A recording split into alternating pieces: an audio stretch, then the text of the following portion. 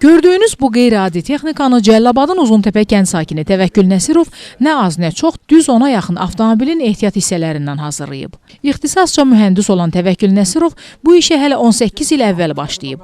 O dövrdə torpaq islahatından sonra yaranmış texnika çatışmazlığı onu yeni traktor düzəltməyə vadar edib. Mühəndis traktorun ilkin variantının hazırlanmasında Vaz-2106 markalı minik avtomobilinin mühərrikindən və köhnə yük avtomobili olan Qaz 53 markalı avtomobilin sürət qutusundan istifadə edib. Lakin sonradan traktorun gücünü artırmaq məqsədi ilə Sovet istehsalı olan hərbi avtomobillərin ehtiyat hissələrini də əlavə edib.